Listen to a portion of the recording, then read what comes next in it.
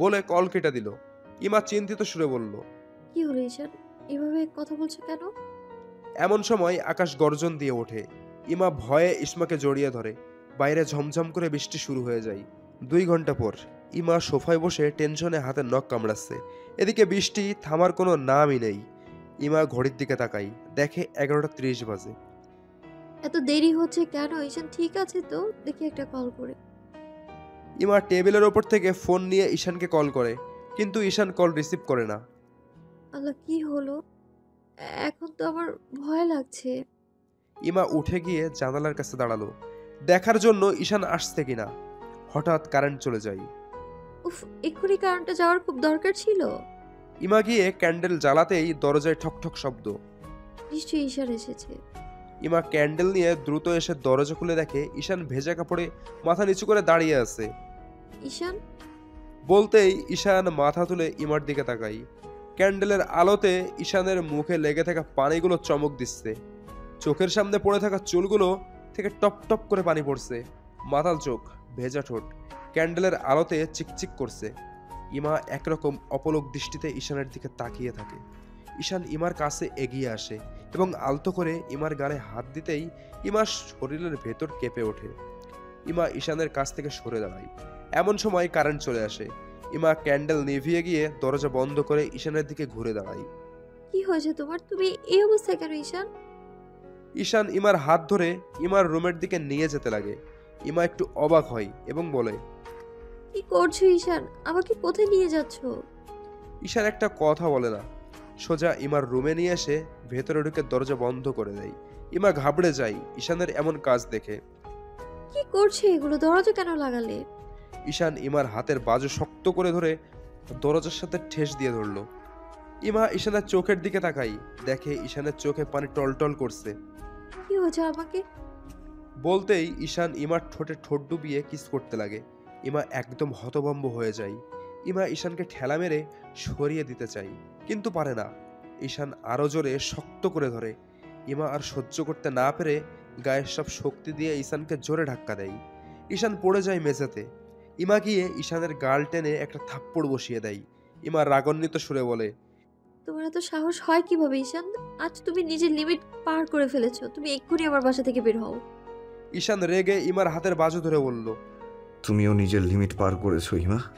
তোমার এত সাহস কি করে হয় আমার কাছে সত্যি লুকানোর? ইমা ঈশানের কথা শুনে অবাক হয়ে যায়। ও আবার বলে, আমি ভাবতেও পারিনি তুমি এমন। বলে ঈশান ইমাকে ধাক্কা দিয়ে সরিয়ে দেয় এবং ঈশান উঠে জানালার কাছে গিয়ে দাঁড়িয়ে কান্না করে। ইমা ঈশানকে এভাবে কান্না করতে দেখে হতবাক হয়ে যায়। ইমা এক পা দুপা করে ঈশানের কাছে এসে দাঁড়ায় এবং ধীরে ঈশানের কাঁধে হাত রাখে। ঈশান কান্না ভরা চোখে ইমার দিকে ঘুরে তাকায় এবং আলতো করে 2 হাত দিয়ে ইমার হাত ধরে কান্না সুরে বলে, কেন করলে হিমা এমনটা? কেন করলে আমার সাথে? আমি কি করেছি ঈশান? তুমি জানো না তুমি কি করেছো? তুমি আমার কাছে সবচেয়ে বড় সত্যিটা লুকিয়েছো। ইসমা তোমার, আমার মেয়ে। এটা কেন লুকালে হিমা? ইমা ঈশানের কথা শুনে থতমত খেয়ে যায়। জানি তোমার কাছে এটার কোনো জবাব নেই। হিমা, আমার ভালোবাসার কোথায় কম ছিল বলো তো? তুমি এত বড় কথা লুকিয়ে গেলে কেন? ঠিক আছে, আমি মানছি তুমি আমাকে ভুল বুঝেছো। তারপর তোমার ভুলটা তো ভেঙেছিল হিমা। তারপর তো তুমি আমাকে সত্যিটা বলতেই পারতে। কেন বললে না? আমি কি ইসমার বাবা হওয়ার যোগ্যতা রাখি না হিমা? ইমা একটাও কথা বলে না, মাথা নিচু করে দাঁড়িয়ে থাকে। চোখ থেকে তার টপ টপ করে পানি পড়ছে। ঈশান আলতো করে 2 হাত দিয়ে ইমার গাল ধরে। ইমা কান্না ভরা চোখে ঈশানের দিকে তাকায় এবং বলে, ঈশান পরিস্থিতি অনেক কিছুই করতে বাধ্য করেছে। আম সরি। ইসমা তোমারই মেয়ে ঈশান, তোমার মেয়ে। ঈশান আবেগময়ী সুরে মুচকি হেসে বলে, আমার না, আমাদের মেয়ে। হিমা, আমরা জীবনটাকে আবার নতুন করে শুরু করতে পারি না? হিমা, আমি আজও তোমাকে তেমনই ভালোবাসি যেমন আগে বাসতাম। আমাকে আরেকটা সুযোগ দিবে প্লিজ? আমি সত্যি বলছি, আমি একজন ভালো বাবা, ভালো হাজবেন্ড, ভালো বন্ধু, ভালো জীবন সাথী হব। I promise. ইমা অবাক চোখে ঈশানের দিকে তাকিয়ে থাকে। তারপর কোনো কথা না বলে ঈশানের হাত তার গাল থেকে সরিয়ে দেয়। ঈশান হতবাক হয়ে ইমার দিকে তাকিয়ে থাকে।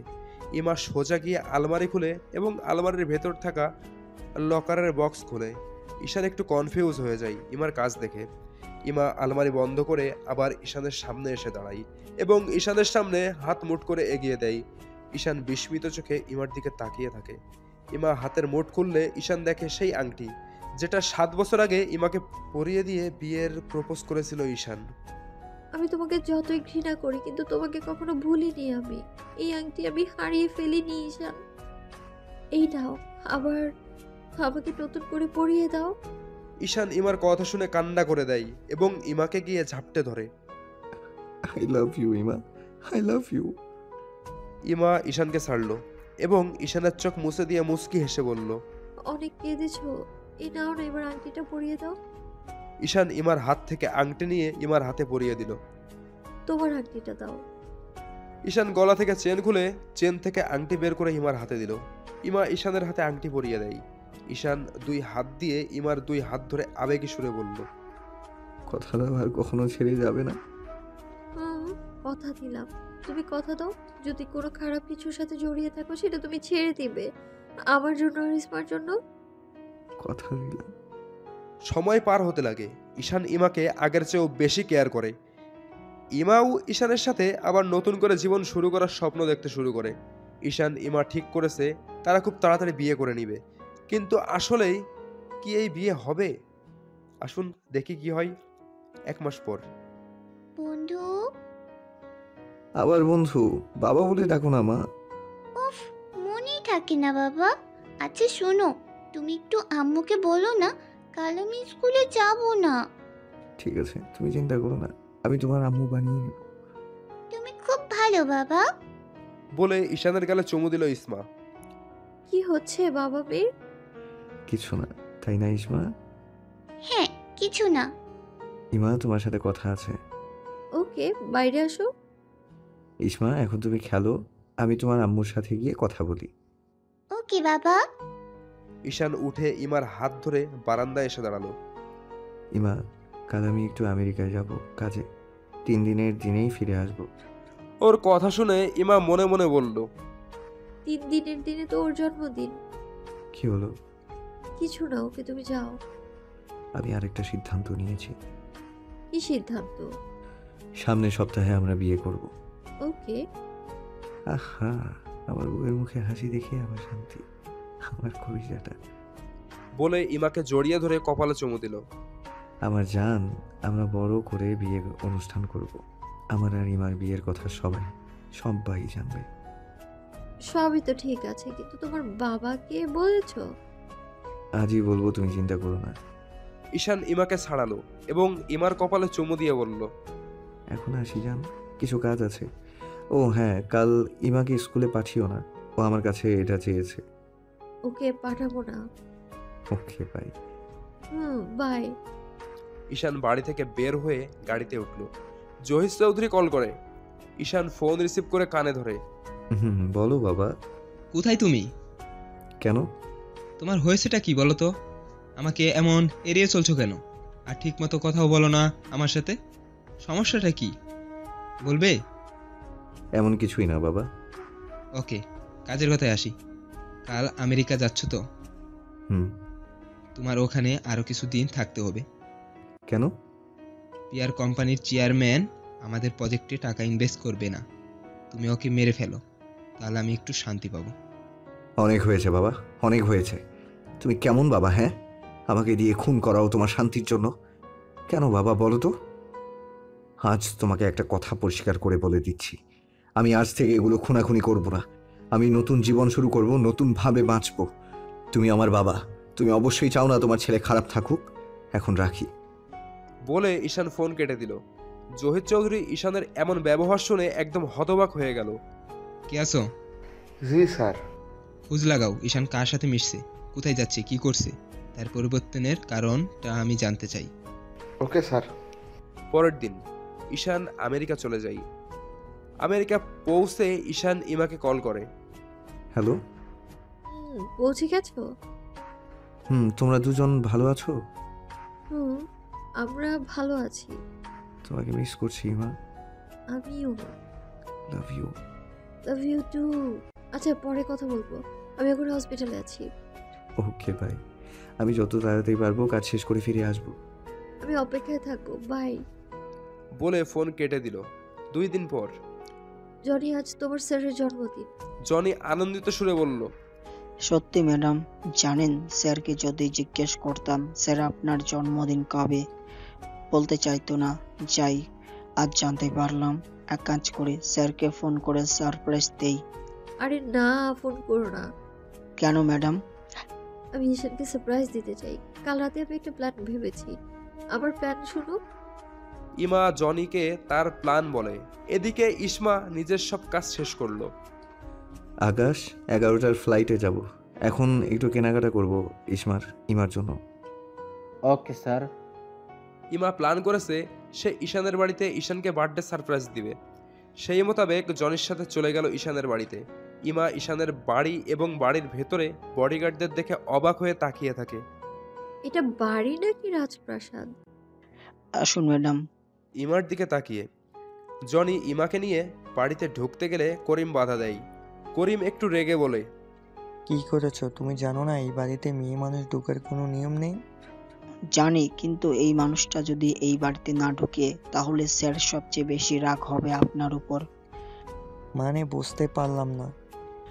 বুঝতে পারবেন সামনের সপ্তাহে। এখন ভেতর ঢুকতে দিন তো। আসুন ম্যাডাম। ইমা জনির সাথে ভেতরে গেল। ইমা একটু কৌতূহল নিয়ে বলল, জনি, উনি এ কথা কেন বললো? মেয়েরা কেন আসতে পারবে না এই বাড়িতে? মেয়েরা আসতে পারবে না কারণ স্যার বারণ করেছে। কেন? স্যার বলেছেন এই বাড়িতে একমাত্র আমার ভালোবাসার মানুষ ছাড়া অন্য কোনো মেয়ে ঢুকবে না। এই বাড়ি স্যার আপনার জন্য তৈরি করেছে ম্যাডাম, আপনার সাথে জীবন পার করবে ভেবে। জনির কথা শুনে ইমা আপনা আপনি আবেগের চোখে পানি চলে আসে। ইমা হেসে চোখের পানি মুছতে মুছতে বলে, তোমার স্যার সত্যি পাগল। পাগল কিনা জানি না, তবে আপনাকে নিজের থেকেও বেশি ভালোবাসে স্যার। ম্যাডাম আপনি বসুন, আমি আসছি। ইমাকে বসতে বলে জনি করিমের কাছে গেল। করিম ভাই, আপনি জানেন উনি কে? দেখো, জনি স্যার আমাকে এই বাড়ির দায়িত্ব দিয়ে গেছে। আমি জানি, আমার কথা শুনুন। স্যার যদি আপনাকে কিছু বলে তাহলে আপনি আমার উপর দোষ দিবেন, ঠিক আছে? এখন শুনুন, আজ স্যারের জন্মদিন। ম্যাডাম এই কারণেই এই বাড়িতে আসছে। প্লিজ ম্যাডাম, যেইভাবে বলে সেইভাবে করুন, আর কিছু বলেন না ভাই। ঠিক আছে, তোমার কথা মেনে নিলাম। যদি স্যার আমাকে কিছু বলে তারপর তোমার ব্যবস্থা হবে। জনি করিমকে জড়িয়ে ধরে আনন্দিত সুরে থ্যাংক ইউ জানালো। ঈশান ফ্লাইটে বসে এবং ইমাকে কল করে। ইমা এদিকে ঈশানকে সারপ্রাইজ দেওয়ার জন্য সবাই মিলে জড়সড় দিয়ে কাজ করছে। ইমা ঈশানের কল দেখে ধরলো। বলো। আমি আসছি, ফ্লাইটে উঠলাম মাত্র।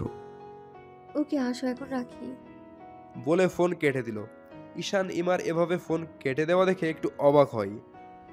ইমার আবার কি হলো? ঈশান কোটের পকেট থেকে একটা ছোট্ট বক্স বের করে বক্স খুলে একটা মিষ্টি হাসি দেয় এবং বক্সে থাকা ডায়মন্ড লকেটের উপর হাত বুলিয়ে বলে, ইমা, আশা করি তোমার এটা ভালো লাগবে। আমাদের বিয়ে সামনের সপ্তাহে।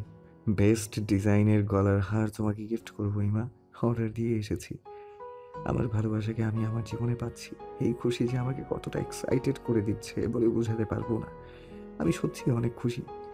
সিটের সাথে মাথা ঠেকিয়ে দীর্ঘশ্বাস ছেড়ে চোখ বন্ধ করলো ঈশান। এদিকে ঈশানের বাবার কাছে সেই লোকটা আসলো যাকে তিনি ঈশানের খোঁজ নিতে বলেছেন। স্যার, খবর পেয়েছি। বলো কি খবর? স্যার, মেয়েটা একজন ডাক্তার, এই শহরে থাকে, একটা ছোট মেয়েও আছে। কি? একটা বিবাহিত মেয়ের সাথে সম্পর্কে জড়িয়েছে? ওর মাথা ঠিক আছে তো? স্যার, মেয়েটার হাজবেন্ড নাই, মারা গেছে। ওই মেয়েটার হাজবেন্ডের নাম শুনলে আপনি অবাক হবেন। কেন? স্যার, মেয়েটার হাজবেন্ডের নাম অভি। জহির চমকে বড় বড় চোখ করে তাকিয়ে বলল, কি তুমি ঠিক বলছো? জি স্যার। স্যার, জনির সাথে আমার একটা ভালো সম্পর্ক। জনিকে আমি জিজ্ঞেস করতেও আমাকে অনেক কথা বলেছে, আর আমি কিছু খোঁজ লাগিয়েছি। জনি জানে না আমি আপনার হয়ে কাজ করি, কিন্তু আমি তো জানি জনি ঈশান স্যারের হয়ে কাজ করে, তাই ও আমাকে বিশ্বাস করে কিছু কথা বলেছে। 7 বছর আগে নাকি মেয়েটার সাথে ঈশান স্যারের সম্পর্ক ছিল। মেয়েটার ঘরে যে মেয়ে বাচ্চাটা আছে সেটা নাকি ঈশান স্যারের। মেয়েটা এখন কোথায়? জনিকে ফোন করেছিলাম, বলল আজ ঈশান স্যারের জন্মদিন, তাই ওই মেয়ে, নামটা ইমা, তাকে নিয়ে ঈশান স্যারের বাড়িতে গিয়ে তারা নাকি সারপ্রাইজ দিবে ঈশান স্যারকে। জহির হাহা করে হেসে উঠল, বলল, সারপ্রাইজ? আজকে সারপ্রাইজ হয়? তাই দেখো, তোমার ফোনটা দাও। লোকটা জহিরের হাতে ফোনটা দিল। জহির করিমকে কল করে। Hello sir. খুব ব্যস্ত নাকি? একটু স্যার, আজ ঈশান স্যারের জন্মদিন তাই। আমিও তো জানি। তোমাকে এখন একটা কাজ করতে বলবো, করতে পারবে? অবশ্যই স্যার, বলেন কি করব। একটু পর একজন যাবে ওই বাসায়, তোমাকে একটা কাগজের খাম দিবে। জহির চৌধুরী করিমকে সব বুঝিয়ে বলল কি করতে হবে। ওকে স্যার, আমি করব। দাঁড়াও, শেষ হয়নি। তুমি কোনোভাবে মেয়েটাকে ওই রুমে পাঠাবে, সেটা ঈশান বাড়িতে ঢোকার আগে। ওকে স্যার, কিন্তু। কোনো কিন্তু না, যেটা বললাম সেটা করবে। Okay sir. জহির কল কেটে দিয়ে একটা বাঁকা হাসি দিল। তারপর যেমন কথা তেমন কাজ। একজন লোক আসলো, করিম গিয়ে তার কাছে থেকে সেই খাম নিয়ে জহিরের কথা মতো সেই কাজ করলো। করিম খুব চিন্তায় পড়ে যায়, কেন জহির তাকে এই কাজটা করতে বলল, আর ইমার ওই রুমে যাওয়ার সাথে কি সম্পর্ক। করিম চমকে উঠলো একটা কথা মনে করে। আচ্ছা, এই বাড়িতে মেয়ে এসেছে এটা বড় স্যার জানলো কি করে? আমি তো বলিনি। কোনো খারাপ কিছু হতে যাচ্ছে না হয়তো আবার। উফ, কাজ শেষ। ম্যাডাম, আমি রোকসানাকে বলেছি ইসমাকে নিয়ে 20 মিনিট পর আসতেছে। ভালো করেছো। জনি ঘড়ির দিকে তাকিয়ে বলল, ম্যাডাম, আর সময় দিতে পারবো না। স্যারের ফ্লাইট আর 1 ঘন্টা পর ল্যান্ড করবে, এখন যেতে হবে। ওকে যাও, আমরা এখানে ওয়েট করব। Okay madam. জনি চলে গেলে ইমা হাতের দিকে তাকাই, দেখে নোংরা ভরে আছে। এমন সময় করিম আসে। হাত ধোবেন ম্যাডাম? নোংরা পড়েছে। আসুন ম্যাডাম। করিম ইমাকে ঈশানের রুমে নিয়ে আসলো। এটা ঈশান স্যারের রুম, ভিতরে ওয়াশরুম আছে। ওকে, থ্যাংক ইউ। ইমা ঈশানের রুমে ঢুকলো। ইমা অবাক হয়ে রুমটা দেখছিল। বিশাল বড় রুম, আর খুব সুন্দর সাজানো গোছানো। দেওয়ালে ঈশানের একটা বড় ছবি। ইমা মুস্কি হেসে ছবিতে হাত দিতে যাবে, এমন সময় মনে পড়লো তার হাতে নোংরা লেগে আছে। ইমা ঈশানের ছবির দিকে তাকিয়ে বলল, আমি এক্ষুনি আসি। যান, দাঁড়াও, হাতটা ধুয়ে আসি। ইমা ওয়াশরুমে গিয়ে হাত পরিষ্কার করতে করতে চারপাশটা দেখে। ভালোই, ঈশান খুব শৌখিন। ইমা হাত ধুয়ে বের হয়ে বিছানায় বসে এবং ঈশানের ছবির দিকে তাকিয়ে মুস্কি হাসে। আমি কত ভুল ছিলাম ঈশান, সত্যি সেটা অনুভব করতে পারছি। হঠাৎ ইমার চোখে বেড টেবিলের উপরে রাখা কাগজের উপর পড়ল। ইমা কাছে এসে দেখে একটা ছবি উল্টো করে রাখা, উপরে লাল কালি দিয়ে লেখা ফিনিশ। ইমা একটু অবাক হয় এবং কৌতূহল নিয়ে ছবিটা উল্টাই। ইমা ছবি দেখে আটকে ওঠে। ইমা তাড়াতাড়ি ছবি হাতে নেয় এবং কাছ থেকে দেখে। এটা হতে পারে না। ইমা ঈশানের ছবির দিকে রাগান্বিত চোখে তাকালো। তারপর ছবি টেবিলের উপর রেখে দ্রুত রুম থেকে বের হয়ে চলে যায়। করিম বাইরে দাঁড়িয়েছিল। ইমা করিমের দিকে তাকালো না, হনহন করে নিচে নেমে গেল। করিম ইমার চোখে পানি দেখে অবাক হয়ে যায়। ইমা ঈশানের বাড়ি থেকে বের হয়ে রোকসানাকে কল করলো এবং বলল, রোকসানা, ইসমাকে নিয়ে বাড়ি থেকে বের হও না, আমি এখনই আসছি। বলে ইমা ফোন কেটে দিল এবং চোখ মুছে দ্রুত সেখান থেকে চলে গেল। 1 ঘন্টা পর ঈশানের ফ্লাইট চলে আসে। ঈশান আকাশ এয়ারপোর্ট থেকে বের হলে জনি তাদের দেখতে পায় এবং দ্রুত এগিয়ে যায়। Hello sir. কি খবর? জি স্যার, ভালো, চলুন। জনি গাড়ির দরজা খুলে দিলে ঈশান গাড়িতে উঠে বসে। জনি তো মনে মনে মহা খুশি যে ঈশান বাড়িতে গেলে এত বড় একটা সারপ্রাইজ পাবে। আর ঈশান মনে মনে খুব খুশি যে সে আজ ইসমাকে দেখতে পাবে, তার ছোট পরিবারকে দেখতে পাবে। এদিকে আকাশ খেয়াল করলো জনি কেমন মুচকে মুচকে হাসছে, কিন্তু জনিকে কোনো প্রশ্ন করলো না। তারা চলে আসলো বাড়িতে। জনি তাড়াতাড়ি গাড়ি থেকে বের হয়ে গাড়ির দরজা খুলে দিল। ঈশান গাড়ি থেকে বের হয়ে জনিকে বলল, জনি, আমি ইমার বাসায় যাব, তুমি কোথাও যেও না, আমি পোশাক বদলে আসছি। জনি কোনো কথা বলল না, শুধু মাথা ঝুঁকালো। ঈশান ভেতরে যেতে লাগে। আকাশ জনির কাছে এসে বলে, ব্যাপার কি বলো তো? চলো, নিজে গিয়ে দেখবি। জনি আকাশ ঈশানের পেছনে পেছনে গেল। ঈশান ভেতরে ঢুকতে দেখে খুব সুন্দর করে বাড়ি সাজানো। সব কাজের লোকরা ঈশানকে দেখে মাথা নামিয়ে সম্মান জানালো।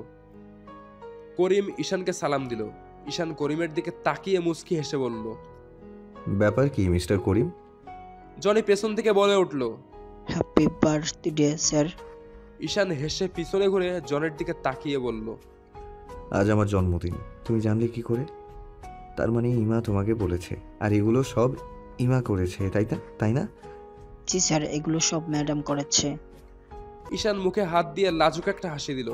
ঈশান করিমের দিকে তাকিয়ে বলল, কোথায় ইমা? ম্যাডাম। থাক, বলতে হবে না, আমি খুঁজে নিচ্ছি। বলে ঈশান চলে গেল ভেতরে। জনি করিমের কাছে এসে বলে, ম্যাডাম কোথায়? করিম মাথা নিচু করে থাকে, কোনো কথা বলে না। আকাশ করিমের মুখের ভাব দেখে বুঝলো নিশ্চয়ই একটা কিছু হয়েছে। করিম ভাই, কি হয়েছে বলুন তো? করিম বলতেই চায় না, তারপর অনেক বলার পর বলে, ম্যাডাম হাত ধুতে স্যারের রুমে গিয়েছিল, তারপর যখন বের হয়ে দেখি উনি কাঁদছে। আমি কিছু জিজ্ঞাসা করার আগে উনি বের হয়ে চলে যায়। এমন সময় ঈশান হন্তদন্ত হয়ে নিচে আসে এবং কারোর সাথে কোনো কথা না বলে নিজের গাড়ি নিয়ে চলে যায়। আকাশ জনি বুঝলো নিশ্চয়ই খুব খারাপ কিছু একটা হতে চলেছে। জনি আকাশ আর দেরি না করে তাড়াতাড়ি গাড়ি নিয়ে ঈশানের গাড়ির পিছনে যায়। ঈশান খুব স্পিডে গাড়ি চালাচ্ছে। জনি আকাশ ঈশানকে ধরতে পারছে না। জনি উত্তেজিত হয়ে বলল, কি হলো স্যারের? আমি কি জানি? উফ আল্লাহ, স্যারের কিছু যেন না হয়। ঈশান দ্রুত ইমার বাসায় আসলো। কোনো রকম গাড়ি থেকে বের হয়ে লিফটে করে 7 তলায় আসলো। লিফট থেকে বের হয়ে ইমার ফ্ল্যাটের দরজার সামনে আসতে দেখে দরজায় তালা দেওয়া।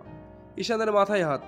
ঈশান পাগলের মতো করতে লাগে এবং উত্তেজিত সুরে জোরে বলে, এটা হতে পারে না, ইমা চলে যেতে পারে না, তুমি যেতে পারো না ইমা। এই বলে দেওয়ালে 2-3টা ঘুষি মারতেই হাত ছিলে রক্ত বের হয় ঈশানের। এমন সময় আকাশ জনি আসে। জনি স্যার বলে এগিয়ে আসলে ঈশান জনির শার্টের কলার ধরে রাগান্বিত সুরে বলে, ইমা কোথায়? জনি ঈশানের রাগান্বিত চেহারা, চোখে পানি, সাথে চোখ লাল বর্ণ দেখে ভয় পেয়ে যায়। জনি ভীত সুরে বলল, স্যার আমি সত্যি জানি না, ম্যাডাম কাজ করছিল, আমি ম্যাডামকে রেখে আপনাকে নিতে গিয়েছিলাম। ঈশান কান্না করে দিল এবং জনির শার্ট ছিঁড়ে দিয়ে কান্না সুরে বলল, আমার ইমা আমাকে ছেড়ে চলে গেছে। আকাশ ঈশানের কাছে এসে বলল, স্যার আপনি শান্ত হন, আমরা সবাই ম্যাডামকে খুঁজবো। ম্যাডাম কোথায় যেতে পারে? নিজের বাড়ি যদি যেতে চায় তাহলে নিশ্চয়ই রেল স্টেশনে, বাস টার্মিনাল এবং এগুলো জায়গায় থাকবে। ঠিক বলেছ, এক কাজ করো, তোমরা দুজন রেল স্টেশনে চলে যাও, আমি বাস টার্মিনালে চলে যাই। Okay sir. ঈশান জনি আকাশ গাড়ি নিয়ে চলে গেল। আকাশ জনি রেল স্টেশনে চলে আসে এবং খুঁজতে লাগে। ওদিকে ঈশান বাস টার্মিনালে আসে।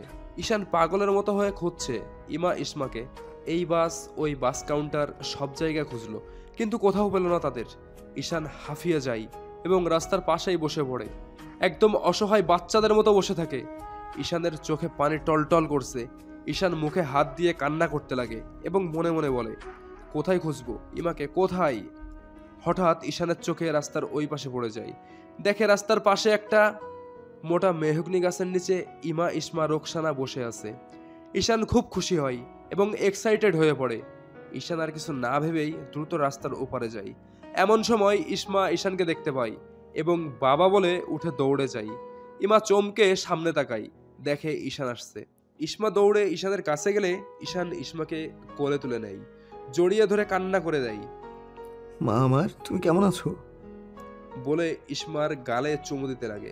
এমন সময় ইমা এসে ঈশানের কোল থেকে ইসমাকে টান দিয়ে নিয়ে নেয়। ইসমা বাবা বাবা বলে কান্না করতে লাগে।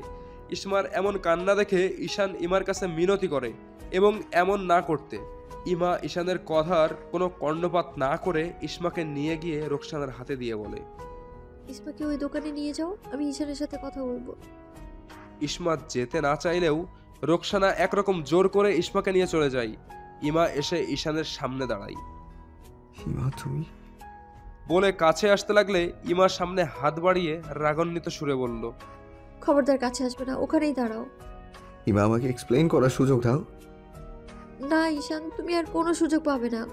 এখন যেটাই বলবে সব মিথ্যা, আর আমি সেগুলো শুনতেও চাই না। আমি তোমাকে একটা প্রশ্ন করব, তুমি কি অভিকে মেরেছো? হ্যাঁ বা না, এর ভিতর উত্তর দাও। ঈশান কোনো কথা বলে না, মাথা নিচু করে দাঁড়িয়ে থাকে। ইমা ঈশানের এমন চুপ করে দাঁড়িয়ে থাকা দেখে বুঝতে পারে। ইমা জোরে শ্বাস টেনে কান্না করে ওঠে। ইমা ঈশানকে কি বলবে বুঝতে পারছে না। আমি ভাবতেও পারিনি তুমি এমন কাজ করতে পারো। আমি যখন তোমার রুমে অভির ছবি দেখলাম, আমি তখন বিশ্বাস করতে পারছিলাম না। আমার মাথাটা তখন কাজ করা বন্ধ করে দিয়েছিল। তুমি এতটা নিষ্ঠুর কি করে হতে পারলে ঈশান? আমাকে পাওয়ার জন্য অভিকে মেরে ফেললে। তোমার একবারও দয়া হলো না ঈশান? হিমা, আমি জানতাম না অভি তোমার হাজবেন্ড। চুপ করো, আর কত মিথ্যে বলবে তুমি? ঠিক আছে, আমি ধরলাম তুমি জানতে না, তারপর তো জানতে পেরেছিলে। তাহলে তখন কেন আমাদের জীবন থেকে চলে গেলে না তুমি? ও, আমাকে পাওয়ার লোভ সামলাতে পারোনি, তাই না? হিমা, খবরদার চিৎকার করবে না। আমি পাগল যে তোমার ভালোবাসা দেখে সব ভুলে গিয়েছি। আমি নতুন করে বাঁচার স্বপ্ন দেখতে শুরু করেছি আমি। কেন ঈশান, কেন তুমি অভিকে মারলে? তোমার কি ক্ষতি করেছিল? কেন কেন এমনটা করে তুমি? তুমি আমার জীবন থেকে সবাইকে কেড়ে নিলে, আমার বাবা মাকে, হা- আর এখন আমার ভালো একজন বন্ধুকে। ঈশান অবাক হয়ে গেল ইমার কথা শুনে।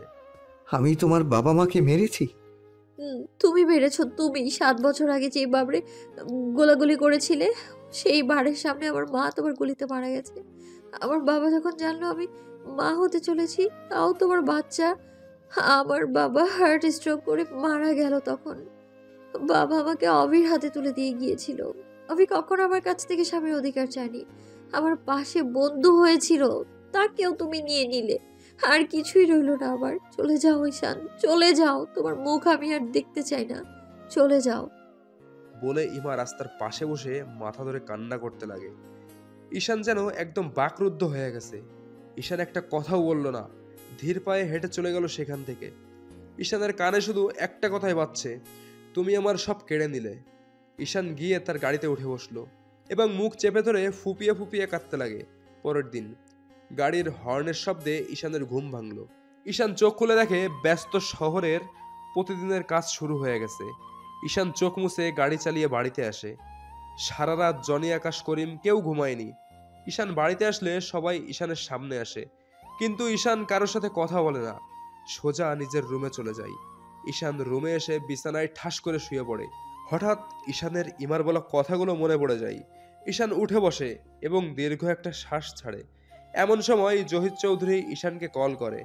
ঈশান ফোন রিসিভ করে কানে ধরে। কেমন আছো বাবা? ঈশান কোনো কথার জবাব দেয় না। কি হয়েছে? বাবার সাথে কথা বলবে না? কাল তো তোমার সাথে কথা বলতে পারিনি, খুব ব্যস্ত ছিলাম। কেন কল করেছো? ঈশান, তোমার আজ একজনকে মারতে হবে, সে আমার শত্রু।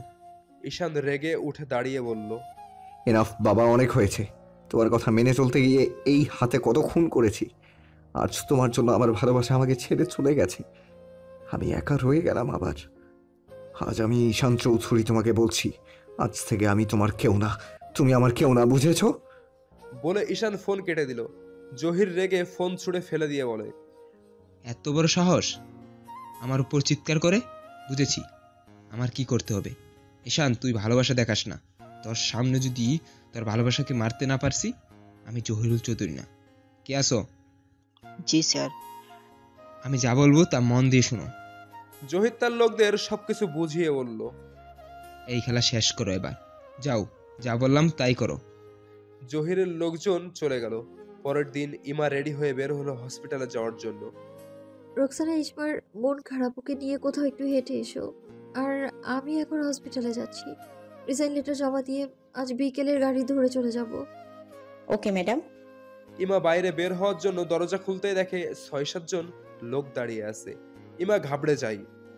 কে আপনারা? বলতেই একজন লোক ইমার চুল ধরে দেওয়ালের সাথে জোরে মাথা বাড়ি দেয়। ইমার সাথে সাথে সেখানে জ্ঞান হারায়।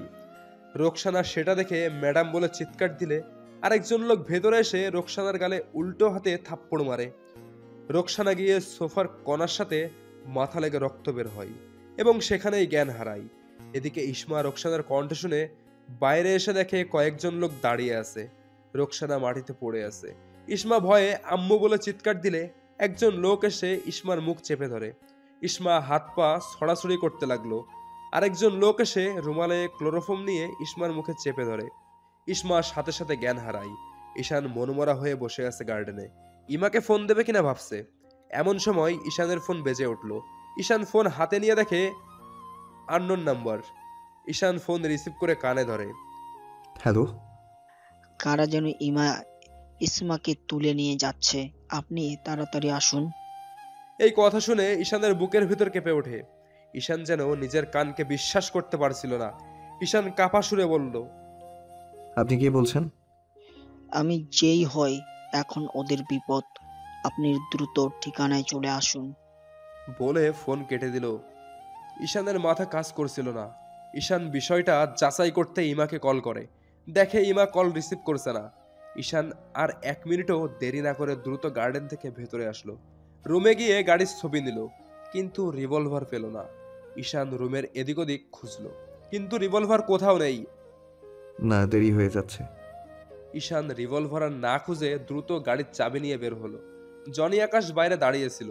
তারা ঈশানকে এমন হন্তদন্ত হয়ে আসতে দেখে বিস্মিত চোখে তাকিয়ে রইল। ঈশান আকাশ জনির দিকে খেয়ালই করে না। দ্রুত তার গাড়ির দিকে ছুটে যায়। ঈশান গাড়িতে উঠে বসলো। জনি আকাশ দ্রুত ঈশানের কাছে আসে। স্যার, কোথায় যাচ্ছেন? ঈশান উত্তেজিত সুরে বলল, কথা বলার সময় নেই, তোমরা গাড়ি নিয়ে আমার গাড়ির পেছনে আসো।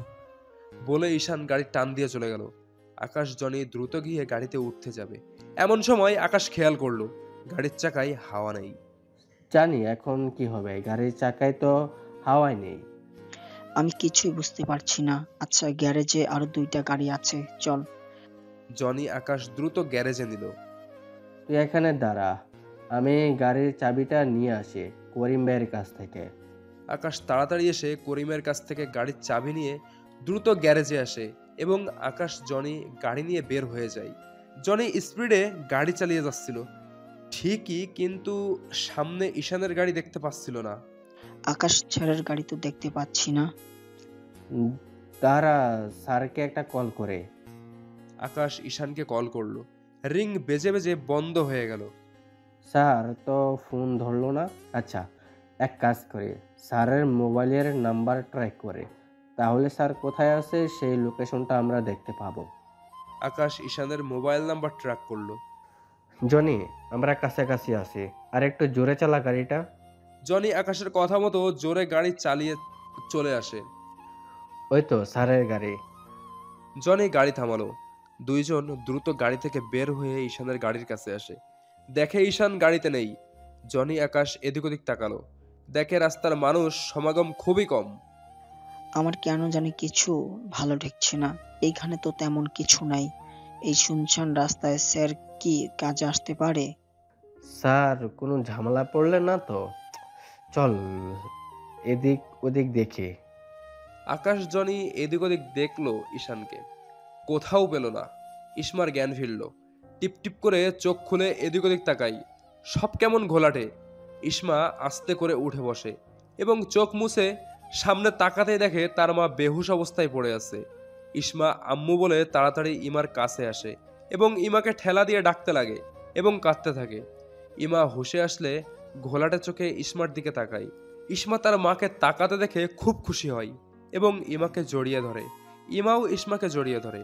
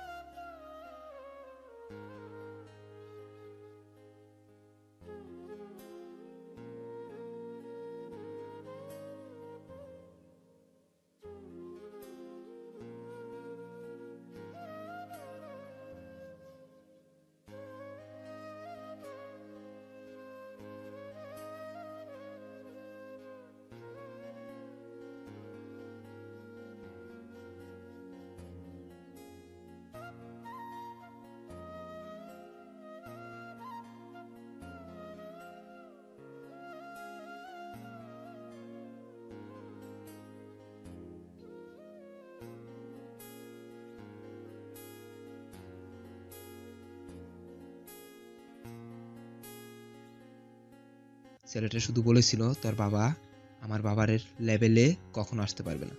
ঈশান এই ছোট্ট কথা শুনে প্রচণ্ড রেগে গিয়েছিল এবং ছেলেটাকে ধরে খুব মেরেছিল।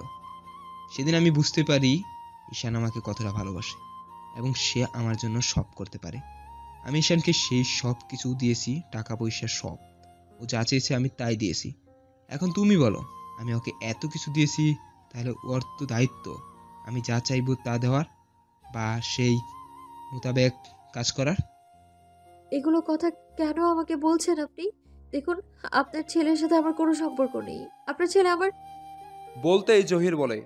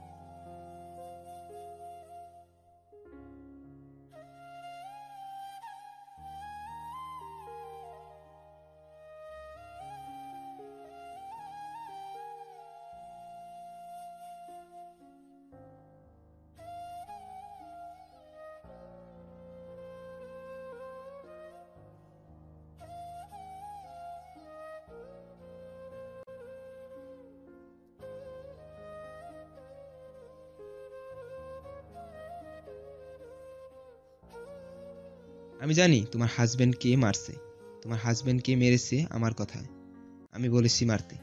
ইমা জহিরের কথা শুনে অবাক হয়ে যায়। মানে? মানে আমার ছেলে আমার কথা মতো কাজ করছে। বলতেই দরজা খোলার শব্দ। ইমা, জহির, ইসমা দরজার দিকে তাকায়। দেখে দুইটা লোক ঈশানকে ধরে নিয়ে আসছে। ঈশানের কপাল, মুখ থেকে রক্ত বের হচ্ছে। ঈশান আদো আদো চোখে ইমার দিকে তাকায়। দেখে ইমার কপাল ফুলে আছে, কালশিরার মতো দাগ হয়ে গেছে। ইসমা ঈশানকে দেখে বাবা বলে উঠে দৌড় দিল। ঈশান লোকগুলোকে হাত থেকে নিজের হাত ছাড়িয়ে ইসমাকে বুকের সাথে জড়িয়ে ধরলো। তুমি ঠিক আছো তো মামুনি? বাবা, কিন্তু তোমাকে ওরা মেরেছে কেন? ও কিছু না মা। ঈশান রাগান্বিত চোখে জহিরের দিকে তাকিয়ে বলল, কি চাও তুমি? এদের কেন ধরে নিয়ে এসেছো? তুমি বাধ্য করেছো বাবা। ভেবেছিলাম তোমার প্রেমিকার হাজবেন্ডের ছবি তোমার প্রেমিকা তোমার রুমে দেখলে তোমাকে ঘৃণা করে চলে যাবে, আর তুমি সেই কষ্ট সহ্য করতে না পেরে আবার আগের রূপে ফিরে আসবে, মাফিয়া ঈশান চৌধুরী হবে। তার মানে এগুলো সব তুমি করেছো? বলতেই ইমা বিস্মিত চোখে ঈশানের দিকে তাকিয়ে বলল। মাফিয়া ঈশান মানে? জহির বাঁকা হাসি দিয়ে বলল। তুমি জানো না ঈশান? তুমি তোমার জিএফকে বললো তুমি কে? আচ্ছা আমি বলছি। ঈশান হলো অন্ধকার দুনিয়ার কিং। দিনে ভালো মানুষের মুখোশ পরে ঘুরে আর রাতে খুন করে। অবশ্য আমার কথা অনুযায়ী খুন করে। আমি যাকে বলি তাকেই মেরে ফেলে। ঈশান যে কতগুলো খুন করেছে তা হয়তো ঈশান নিজেও জানে না। ইমা ঈশানের দিকে তাকালো, দেখে ঈশান মাথা নিচু করে দাঁড়িয়ে আছে, তার চোখ থেকে টপ টপ করে পানি পড়ছে। এদিকে রোকসানার এক জ্ঞান ফিরল। সে জনিকে কল করে এবং সব খুলে বলে। জনি আকাশের বুঝতে আর দেরি হলো না যে ঈশান কোন ট্র্যাপে পড়েছে। জনি আকাশকে রোকসানার কাছে যেতে বলল। জনি রাজি হলো না। জনি রোকসানাকে ফোন করে বলল ঈশানের কথা। রোকসানা জনিকে তার কাছে আসতে মানা করলো এবং ঈশানকে ইমাকে খুঁজতে বলল।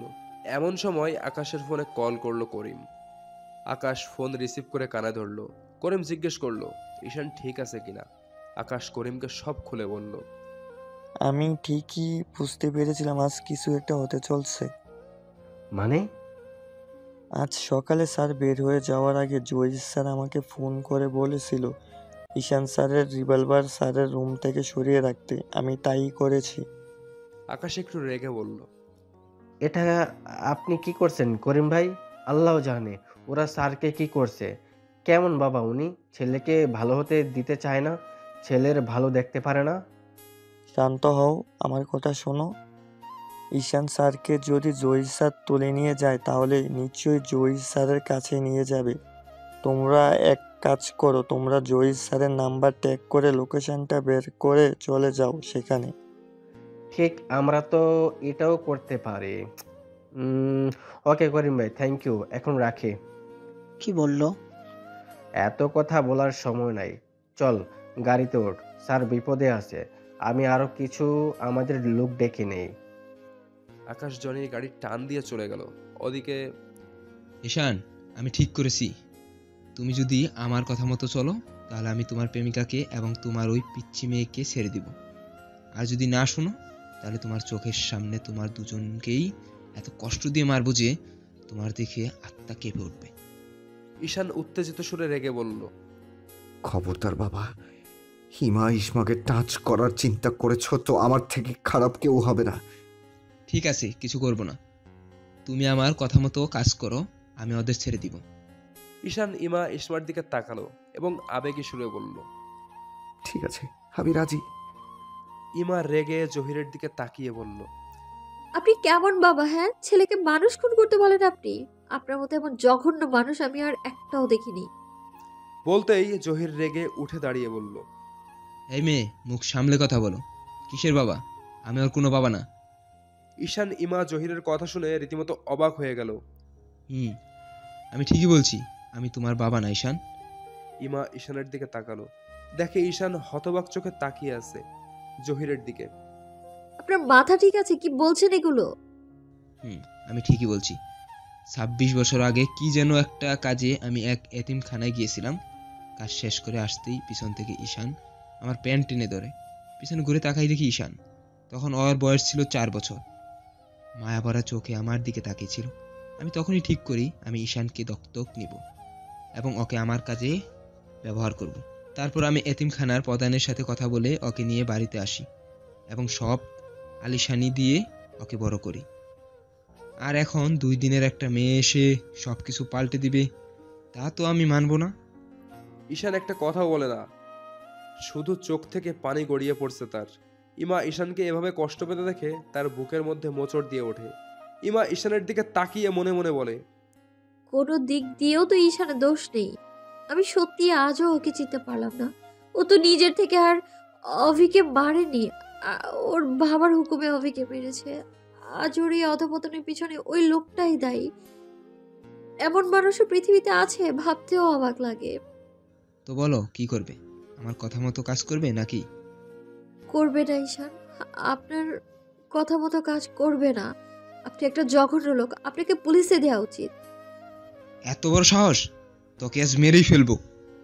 বলে জহির রিভলভার নিয়ে ইমার দিকে শুট করে। ইমা ভয়ে চোখ বন্ধ করে। সেই সময় ঈশান এসে সামনে দাঁড়ায় আর বুলেট ঈশানের কাঁধে গিয়ে লাগে। ইমা চোখ খুলে দেখে ঈশান তার সামনে দাঁড়িয়ে।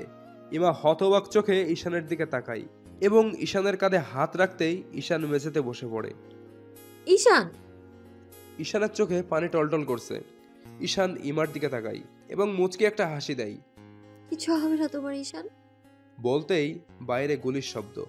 জহির তার লোকদের দিকে তাকিয়ে রাগান্বিত সুরে বলল, এখানে দাঁড়িয়ে আছো কেন? যাও দেখো কি হচ্ছে বাইরে।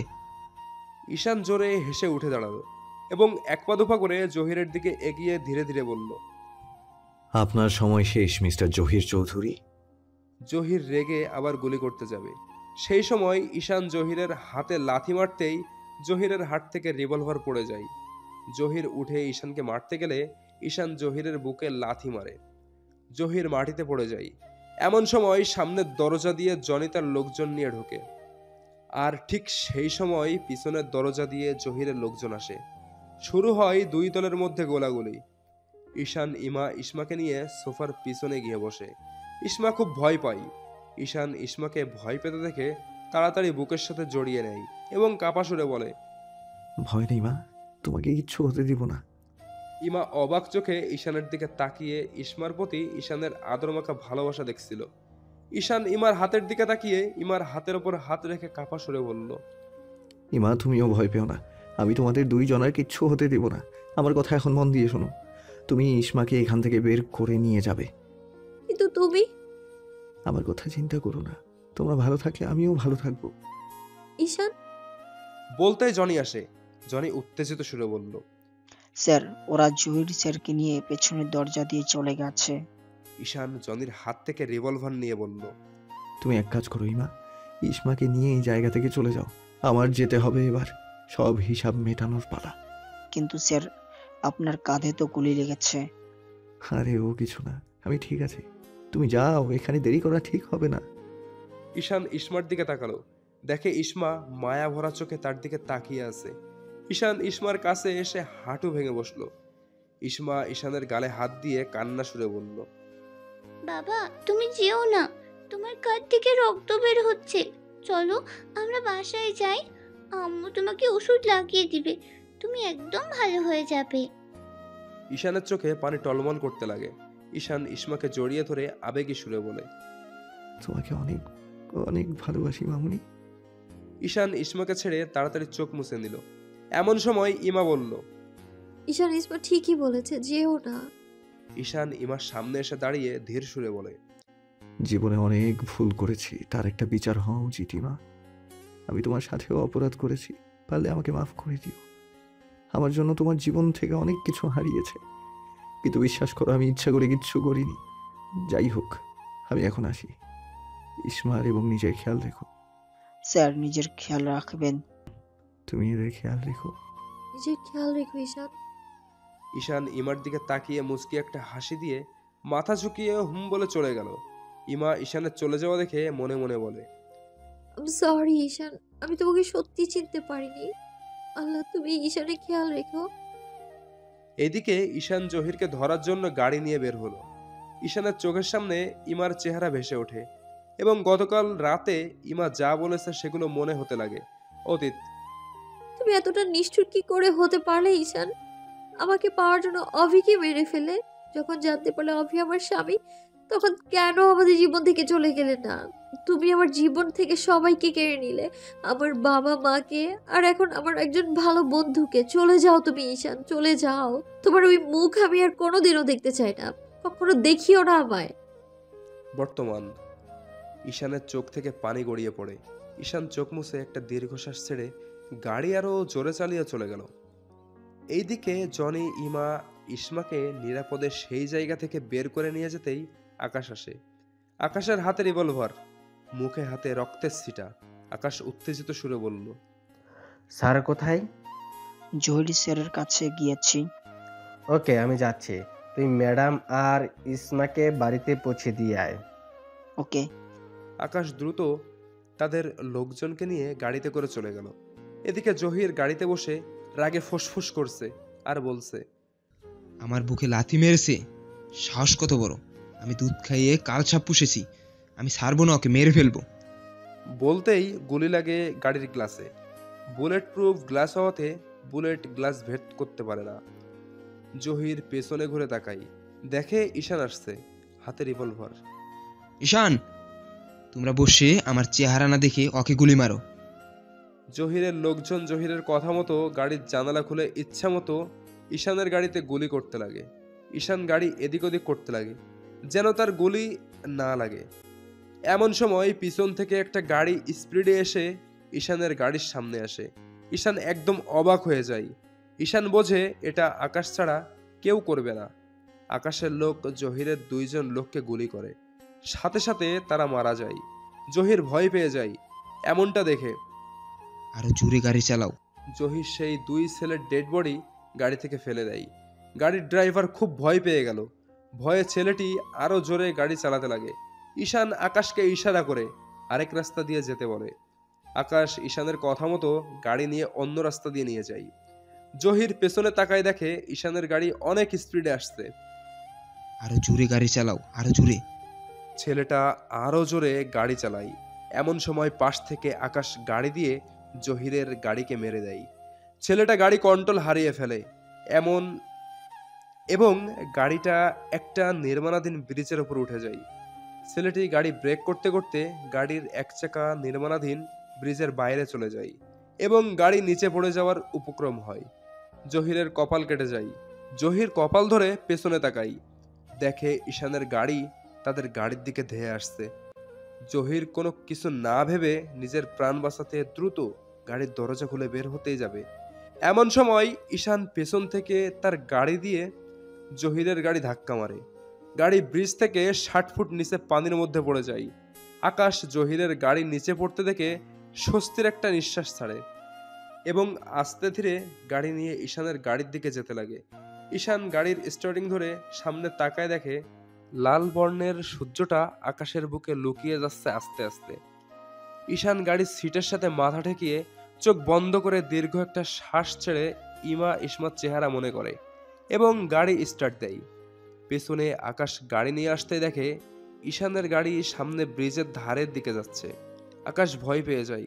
আকাশ উত্তেজিত সুরে বলে, না স্যার, না, আপনি এটা করতে পারেন না স্যার। ঈশানের কানে যেন কোনো শব্দই যাচ্ছে না। ঈশান ইসমার সাথে কাটানোর সময়গুলো মনে করছে। ইসমার হাসি, ইমার কথা, ইসমার বাবা বলে ডাক দেওয়া সব যেন ছবির মতো ঈশানের চোখের সামনে ভাসছে। এদিকে আকাশ কান্না করতে লাগে এবং জোরে গাড়ি চালিয়ে যায়। আকাশ ঈশানের কাছে পৌঁছানোর আগেই ঈশানের গাড়ি 60 ফুট উঁচু ব্রিজ থেকে নিচে পানিতে পড়ে যায়। ধীরে ধীরে গাড়ি পানির নিচে ডুবে যেতে লাগে। ঈশানের কোনো অনুভূতি নেই, সে ইমার ভাবনায় ডুবে আছে। এদিকে আকাশ গাড়ি থেকে বের হয়ে জোরে স্যার বলে চিৎকার দিয়ে কান্না করে ওঠে।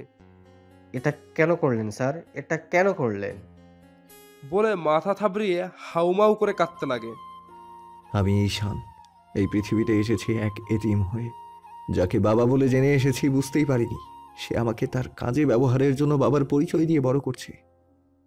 আমি ছিলাম সেই প্রথম থেকে এক অগোছালো দুষ্ট ছেলে, যার কাছে সবকিছু টাকার বিনিময়ে মনে হতো।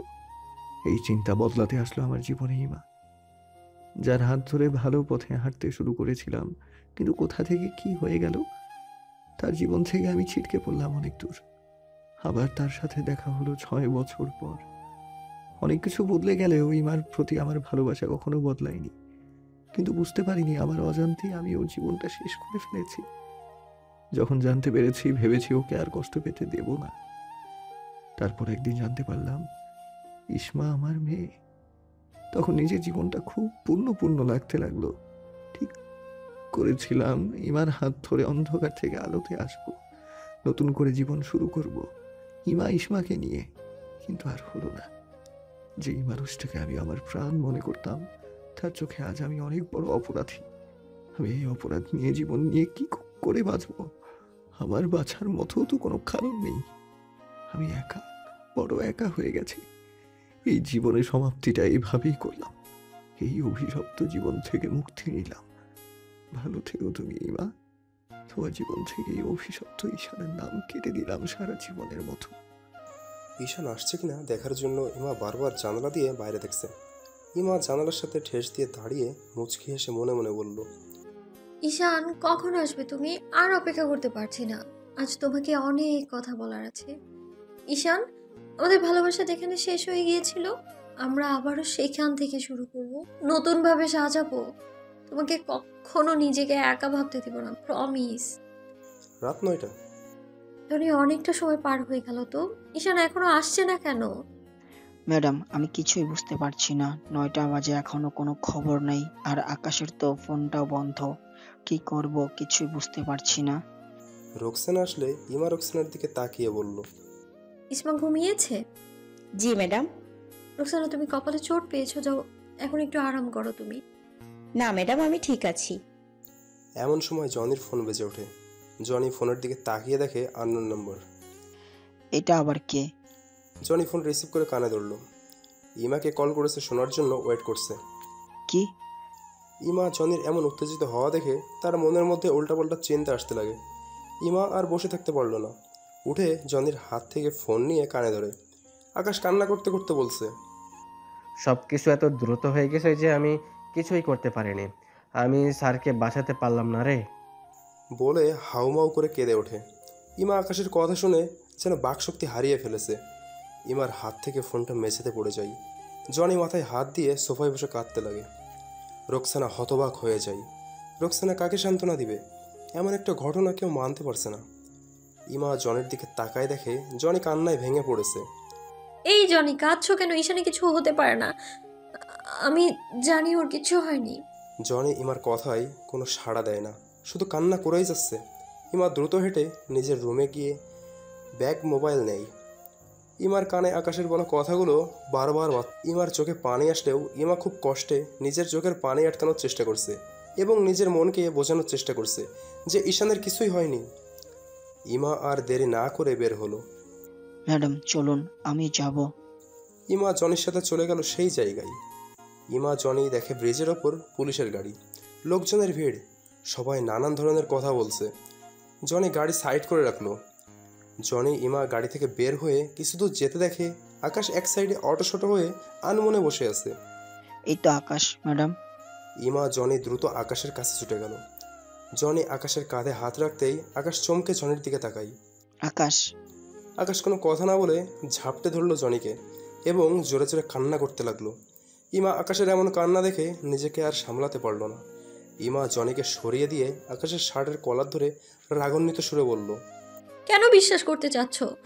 আমি বিশ্বাস করি না। ঈশানে কিচ্ছু হয়নি, বলো ঈশানে কিচ্ছু হয়নি।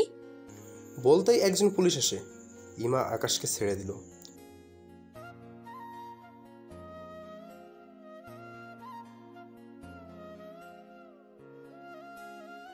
মানে?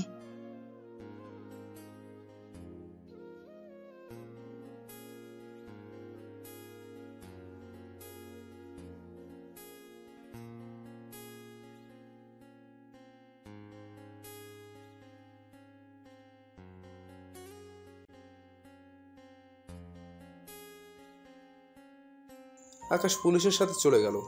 হায় আল্লাহ, এগুলো কি হয়ে গেল? জনি ইমার দিকে তাকাই, দেখে ইমা পাথর হয়ে দাঁড়িয়ে আছে, যেন তার কানে কোনো শব্দ, কোনো কথা কিছুই পৌঁছাচ্ছে না। এমন সময় আকাশের বিদ্যুৎ চমকে গর্জন দিয়ে ওঠে। জনি ঘড়ির দিকে তাকাই, দেখে রাত 11:30 বাজে। জনি চোখ মুছে ইমার কাছে এসে বলে, ম্যাডাম, মনে হচ্ছে বৃষ্টি নামবে। আপনি এখন বাসায় চলুন। ইসমা বাসায় আছে, ওর ঘুম ভেঙে গেলে আপনাকে খুঁজবে। ইমা কোনো কথা বলল না। এক পা দুপা করে গাড়ির দিকে যেতেই মাথা ঘুরে ঠাস করে মাটিতে পড়ে যায়। জনি ম্যাডাম বলে চিৎকার দিয়ে দৌড়ে আসে। লোকজন ধরাধরি করে ইমাকে গাড়িতে বসাই। জনি পানি ছিটা দিলে ইমার জ্ঞান ফিরে। ম্যাডাম, আপনি ঠিক আছেন? জনি গাড়িতে উঠে আকাশকে কল করে জানিয়ে দিল সে ইমাকে বাড়িতে নিয়ে যাচ্ছে। ইমা বাড়িতে এসে সোজা নিজের রুমে চলে গেল। ঋণ হয়ে আছে। রোকসানা জনির কাছে আসলে জনি আর নিজের আবেগ ধরে রাখতে পারে না, কান্না করতে লাগে। রোকসানা জনিকে জড়িয়ে ধরে সান্ত্বনা দেয়। জনি কাঁদতে কাঁদতে বলে, এগুলো কি হয়ে গেল রোকসানা? কখনো ভাবিনি স্যার ভাগকে এইভাবে হারাতে হবে। স্যার আমাদের মাথার ছাতা হয়েছিল, কি করে মানবো স্যার আর নেই। নিজেকে সামলাও জনি, এভাবে ভেঙে পড়লে আকাশের কি হবে? জনি রোকসানাকে ছাড়লো এবং চোখ মুছে বলল, ঠিক বলছো। আমার এখন আকাশের কাছে যাওয়া উচিত। ও তো সবকিছু নিজের চোখে দেখেছে। ওর ভিতরে তাহলে কি হচ্ছে? ওকে, আমি আসি। তুমি ম্যাডাম আর ইসমাইর খেয়াল রেখো।